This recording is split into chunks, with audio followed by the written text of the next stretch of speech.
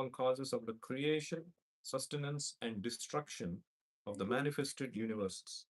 He is directly and indirectly conscious of all manifestations, and he is independent because there is no other cause beyond him. It is he only who first imparted the Vedic knowledge into the heart of Brahmaji, the original living being. By him, even the great sages and demigods are placed into illusion, as one is bewildered by the illusory representations of water seen in fire or land seen on water. Only because of him do the material universes, temporarily manifested by the reactions of the three modes of nature, appear factual, although they are unreal. I therefore meditate upon him, Lord Sri Krishna, who is eternally existent in the transcendental abode, which is forever free from the illusory representations of the material world. I meditate upon him, for he is the absolute truth. Please repeat. O my Lord, O my Lord, Sri Krishna, Sri Krishna, Son of Vasudeva, Son of Vasudeva, O all pervading personality of Godhead, O all pervading personality of Godhead, I offer my respectful obeisances unto you. I offer my respectable obeisances unto you. I meditate upon Lord Sri I Krishna meditate upon Lord Sri Krishna because he is the absolute truth, because He is the absolute truth, the primeval cause of all causes, the primeval cause of all causes, the creation, of the creation, sustenance, sustenance, and destruction and destruction of the manifested universes. of the manifested universes. He is directly and indirectly conscious He is directly and indirectly conscious of all manifestations, of all manifestation, and he is independent and He is independent because there is no other cause beyond him. because there is no cause beyond Him. It is he only It is He who only first imparted who first imparted the Vedic knowledge Vedic knowledge to the heart of Brahmaji, to the heart of Brahmaji, the original living being. the original living being. By him, By him, even the great sages and demigods even the great sages and demigods placed into illusion, placed into illusion, as one is bewildered as one is bewildered by the illusory representations by the illusionary representation of water seen in fire of what seems in fire or land seen on water. and land seen on the water. Only because of him Only because of him do the material universes, to the material universes temporarily manifested temporarily by manifested the reactions of the three modes by the reactions of three modes of nature, of nature appear factual, appear factual, although they are unreal. although unreal. I therefore meditate upon him, I therefore meditate upon him, Lord Sri Krishna, Lord Sri Krishna, who is eternally existent who is eternally in existing, the transcendental abode, transcendental abode, which is forever free which is forever free from the illusory representations from the illusionary representation of the material world. of the material I world. meditate upon him, I meditate upon him, for for he is the absolute truth. he is the absolute truth. But we already finished, I think, four paragraphs or five. Start from the next one. So here, very carefully, I'll ask some questions in what I'm reading, okay? Srimad Bhagavatam is the narration of the Swarupa of the Lord manifested by his internal potency. And this potency is distinguished from the external potency, which has manifested the cosmic world, which is within our experience. Srila Vyasadeva makes a clear distinction between the two in this shloka. Sri Vyasadeva says here in that the manifested internal potency is real, whereas the external manifested energy in the form of material existence is only temporary and illusory, like the mirage in the desert. In the desert, mirage is there is no actual water. There is only the appearance of water. Real water is somewhere else. The manifested cosmic creation appears as reality, but reality of which this is but a shadow is in the spiritual world. Absolute truth is in the spiritual sky, not the material sky. In the material sky, everything is relative truth. That is to say, one truth depends on something else.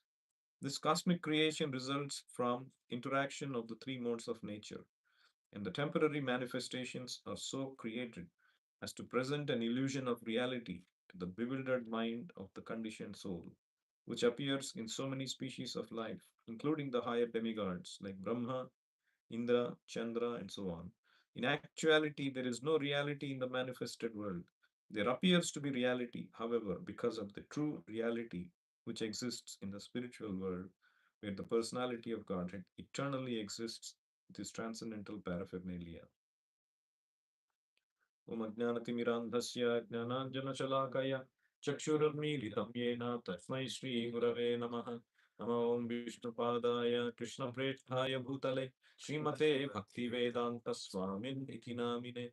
Namaste Saraswate Deve Gauravani Pracharine Nirvisesha Shunyavadi Paschatya Deshatarine. Jaya Sri Krishna Chaitanya Prabhu Nityananda Sri Advaita Gadadhara Srivasadi Gaura Bhakta Vrinda.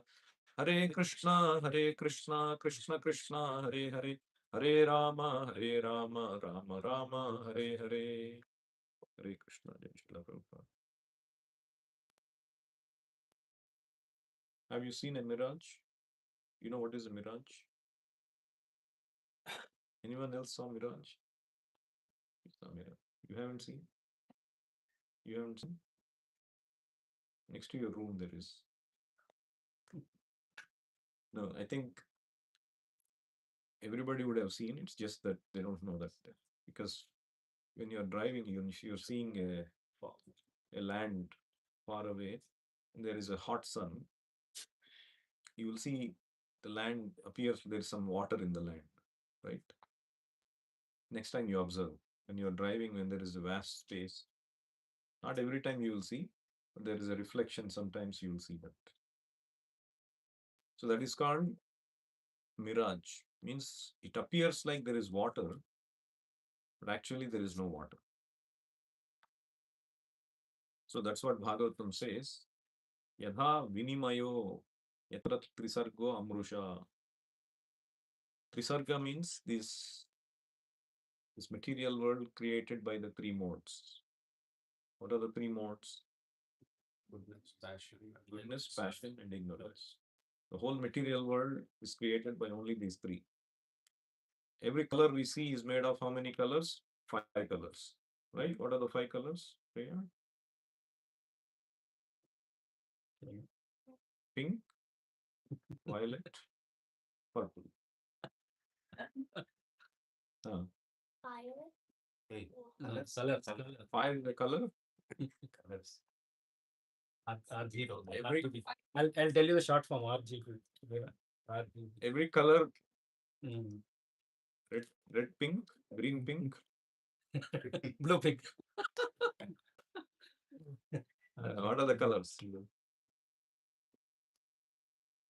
Blue. You know that? You know that pink is obtained combination of red, green, and blue. So you do you like pink anymore?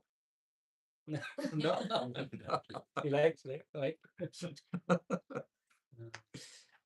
Just like that, this whole material world is combination of these three.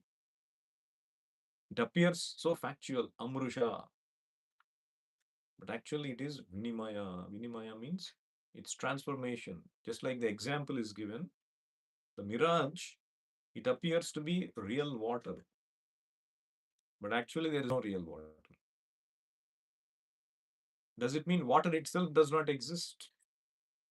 Water exists. In reality, water exists somewhere, but here there is no water in the mirage. That means the reality exists somewhere. Where? Spiritual world. Yeah. That is reality. Satyam Param. Absolute reality means Satyam Param, the Supreme Personality of Godhead, and His world. And this one is a perverted reflection. Why this is, Prabhupada also talks about this, if you paid attention. Why this is not absolute, why this is called relative truth. This world, why is it relative truth? And why is spiritual world absolute truth? What is the meaning of relative?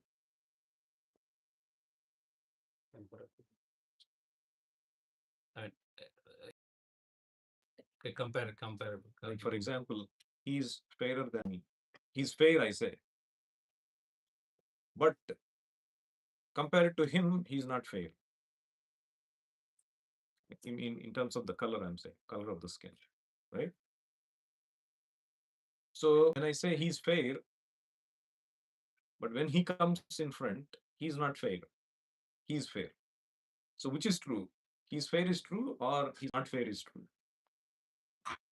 Huh? Both are true relatively. Depends on the situation Correct. when we compare with.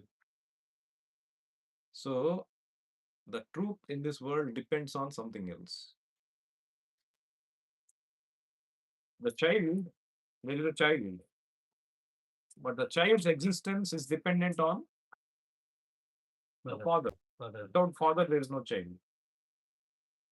And the father's existence depends on His father. his father. Ultimately, Lord Brahma, and his existence depends on Krishna, of course. Garbhodakshaya Vishnu, Mahavishnu, then Sankarshana, Narayana, again first Sankarshana, Baladeva, then Krishna. So after Krishna, Krishna's existence depends on No one. No. Krishna himself. Sarva Karana Karanam. Ishvaraha Paramaha Krishnaha. What is that shloka? Satchidananda Vigraha. Anadiradir Govinda Sarva Karana Karana. Today all of you must by heart this verse. This is a foundational verse in Krishna consciousness.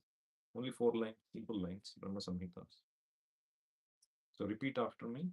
Ishvaraha Paramaha Krishnaha. Ishvaraha Paramaha Krishnaha Satchidananda Vigraha. Satchidananda Vigraha Anadiradir Govinda. Anaviradir Govinda Sarva Karana Karanam. Sarva Karana Karanam.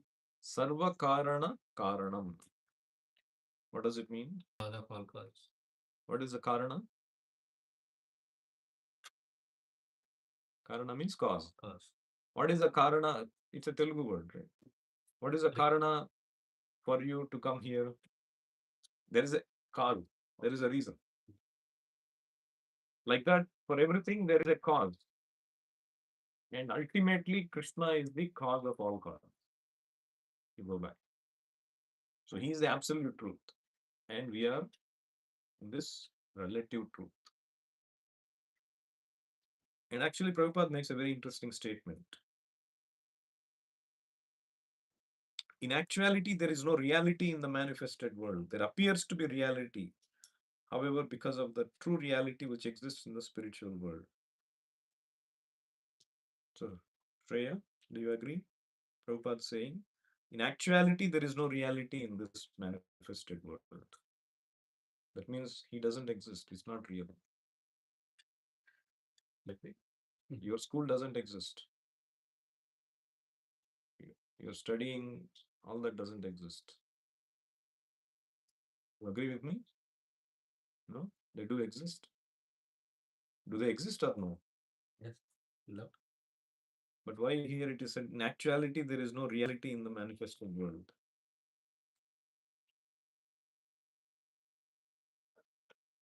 There is something beyond, better than the one that is available here. Is why Or is it because temporary? Reality means it should Like for example, always exist. when Chanchalapati Prabhu came, he gave one statement that he heard from a philosopher. You don't enter the same river second time again. You don't enter the same river second time again. You understand what it means? Same mistake. No, no, no. Like for example, you entered the river. So you washed your hands or feet or whatever, right? You take a dip or whatever, and then you come back. Now you entered again. The river as it existed previously, with all the leaves, with all the things, with water, pebbles, all that has flown away, Okay. right? When you enter, it's a new river. It's no more the same river. It has changed, isn't it? Yes. That is why you don't enter the same river second time again. It's a different river. Where was that earlier river? It is gone. It's gone into the oblivion. That means every moment, even in our body,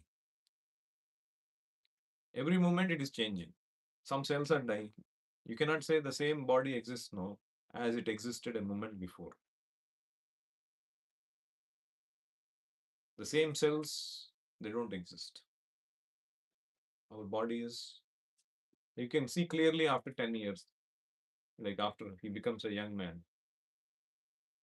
He will not even realize, oh, was I looking like this? Like Gaura now, he doesn't even realize, oh, I was looking like that in my childhood. Right. He's a different person now, right? Because the body has completely changed. That means this is a fleeting reality. It's a temporary manifestation which we take it to be permanent. You understand? It's a temporary thing. Priya looking like this, we take it to be, oh, I always look like this. So we think I always will stay like this. It's an illusion. You will grow up. You look something else. That is why it appears to be factual. Factual means it should not change. Bhagavad Gita, there is a shloka. Nasate vidyate bhavo, na bhavo vidyate sataha, ubhayorapi drushtontas, tvanayo tattvadarshibhihi. There is no, for asataha, na vidyate bhavaha. Something which is called asat. What is asat? Sat and asat, two words. Have you heard? Ah, yes. Real and unreal. Asat means unreal. Krishna is defining what is asat. Everything has to have a definition. What is asat? Asat, na vidyate bhavaha. There is no bhava or endurance. If something does not endure in its state, it is asat. So now let's define. This table is sat or asat. Sat. But it endures, no? From yesterday it remained the same. But that is not permanent. After 10 years, it is gone. Anything you see in the material world, including our own body, what to speak of something else, it is asat because this does not endure. It does not remain as it is. Na vidyate bhava. There is no endurance for it. Therefore, it is called asat. Na abhavo vidyate sataha. If you call something called sat, if you have to call something as sat, it does not have cessation. Na abhavaha. So now you tell me which is sat. Anything you see in the material world is asat because it does not endure. Which endures, which remains as it is, which does not decay or yes, she gave a wonderful example. The soul is called Sat because the definition is, what is the definition? There is no cessation. For Asat, there is no endurance. For Sat, there is no cessation. This is a simple definition. So what else can be called Sat?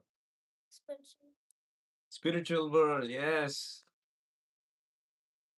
Parastasmat tu bhavonyo vyakto vyaktat sanatanaha. That spiritual world exists even when this material world is destroyed. It means it is Sat. What else can be called Sat? Krishna, yes, Krishna. And our relation with our spiritual master, is it Sat or Asat?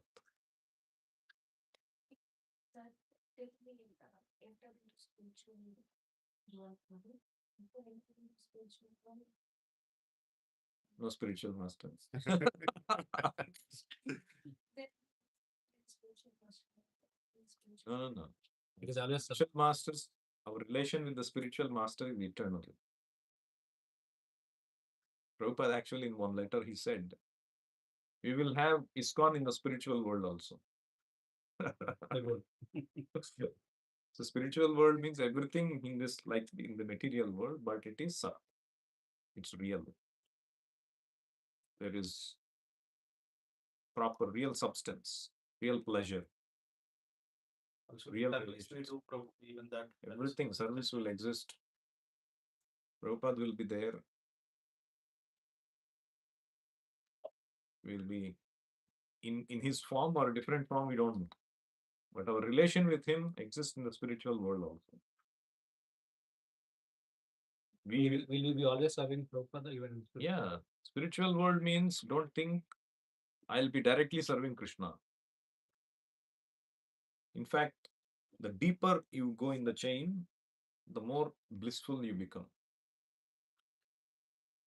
Like Krishna is served by the Radharani and the Ashtasakis. They are served by whom? Other group. Ashtasakis have. Who are the next level of Sakis? After Sakis, there is Manjaris. Yeah. And they are served by another set of gopis. They are served by another set of gopis. So it is said that the deeper you go in the chain, the more blissful you become. That is also serving Krishna, but it is serving through a devotee. You see? That is why Chaitanya Mahaprabhu says, Gopi Bhartuhu Padakamalayor Dasa Dasa Anu Dasa. What is the meaning of Dasa Dasa Anu Dasa? Servant of the servant of the servant. Yes. So we aspire to become servant of a pure devotee of Krishna, who is a servant of another pure devotee, who is a servant of another pure devotee. Then we become happier. Krishna becomes happy. Krishna says in Adi Purana to Arjuna, Arjuna, don't think, or one who says, I'm Krishna's devotee, I don't consider him my devotee. Yeme bhakta janaha pardha, name bhaktaschate janaha. One who says, I am your devotee, I say he is not my devotee. Mad bhaktanam cha ye bhaktaha, teme bhaktatama mataha. If one says, I am the devotee of your devotee, then I consider him my real devotee. So important. Yasya prasadat bhagavat prasado, yasya prasadat agati kutopi, dhyayanstu vam statya yashastri samhya, vande guru sri charanaravinda. What does it mean? Yasya prasadat bhagavat prasada, whose mercy is nothing but Krishna's mercy. If you get the mercy of Guru, Srila Prabhupada, if you get the mercy of a pure devotee, it is as good as the mercy of Bhagavat Prasada. But if you don't get mercy of the Guru, of the pure devotee, then Nagati Kutopi, you don't have any way to please Krishna. Krishna will not entertain any direct connection. Who is your link? You come with your link. How they came to know the Prabhupada is very happy. How do we know that Srila Prabhupada is happy with us? How do we know? Follow his instructions. By following his instructions. Actually, Paramatma gives you that signal. If you are following, you become blissful, you become satisfied. Yayatma suprasidati. That's the principle. Atma becomes suprasidati, means satisfied. When you rightly serve the spiritual master, he becomes pleased. Your Atma also becomes pleased. Just like you're all very hungry, and I give you nice, what is the food you like? Okay. Louder. So I give you upma. And you become very happy, no? Kind of. What I prefer pasta. Okay, let's say I gave you pasta, okay? When you're very hungry, you nicely ate. Who will know whether you are satisfied or not? Your dad or mom? Only two answers. When you are very hungry and I gave you pasta to eat, nice pasta that you like. Whether you are satisfied with it, whether your hunger is satisfied, who will know? Your mom or your dad or your grandparents?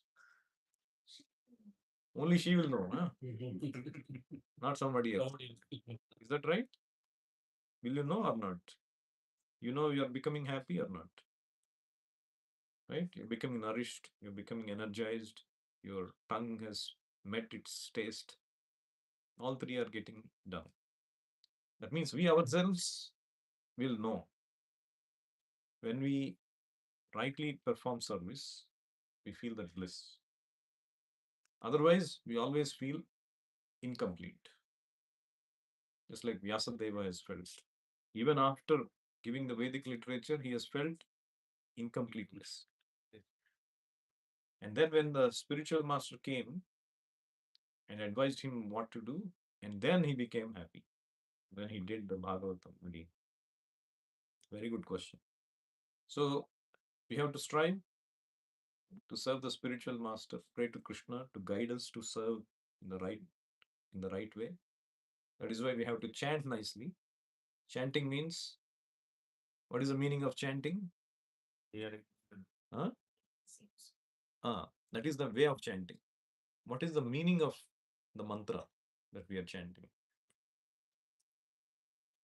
Hare Krishna, Krishna Krishna, Hare Hare, Hare Rama, Rama Rama, Hare Hare. If somebody asks, what is the meaning of this chanting? What do we say? Hmm? Remembering Krishna. Remembering Krishna. Okay, that is one way. Remembering God. Why is it considered remembering God? Is God there in the mantra? Yeah, And it's is a sound vibration. mentioned to do only family. Ah, in Kali Yuga, way to reach Supreme God is to chant. Okay, and then Krishna Not is different from. Krishna is non-different from his sound. That's why we chant to remember. The other also important meaning is that we are praying to Krishna and his Krishna's internal potency, Hara. When it is addressed, it becomes Hare. It's like Radha, Radhe, like that. Right? Hara, Hare. Hare Krishna means, oh Radha Krishna means. Oh Radharani, engage me in Krishna service. Krishna Krishna Hare Hare. Oh Radharani, engage me in Krishna service. So now you tell me, what is the meaning of Hare Krishna mantra?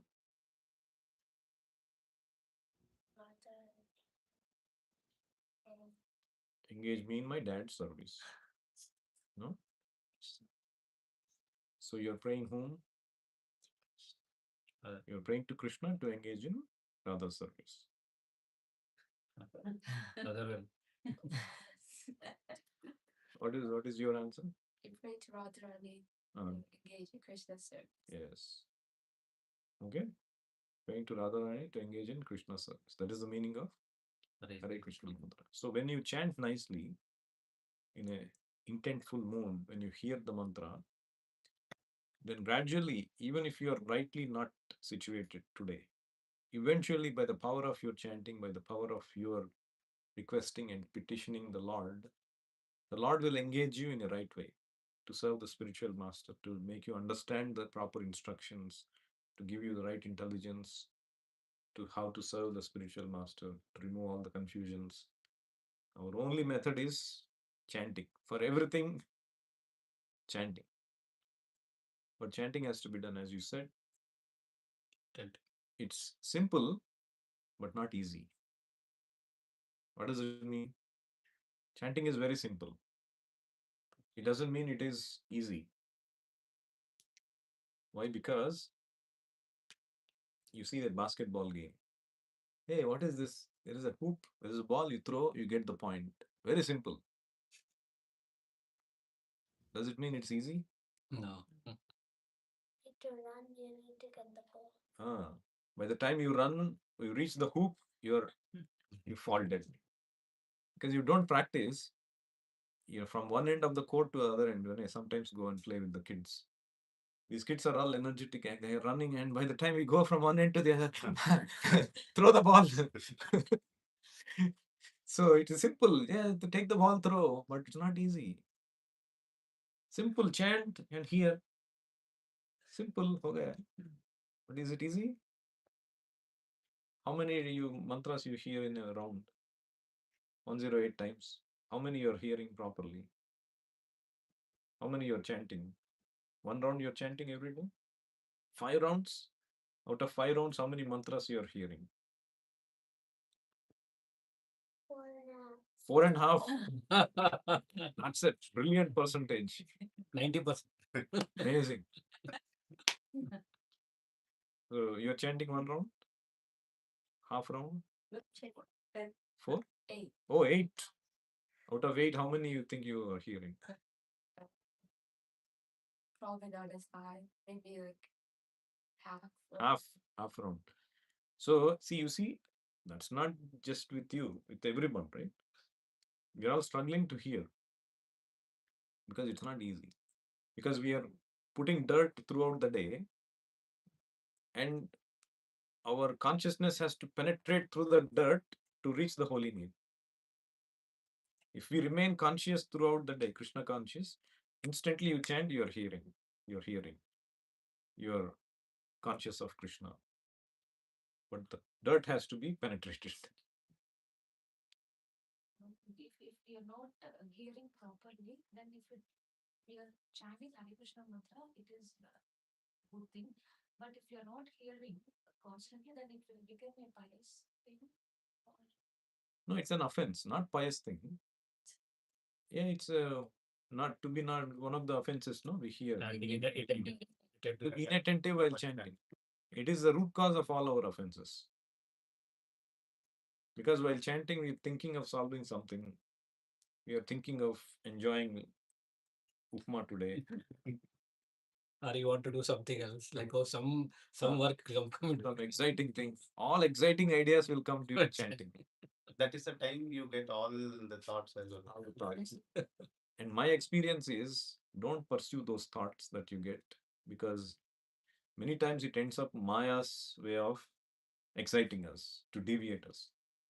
And 90% of the time I pursue, that will not work. Oh, okay. So, but if you think it's a good idea, just write it down somewhere, come back to chanting. Don't, because that thought keeps growing. It's very important to put a full stop and focus on chanting. We'll stop here.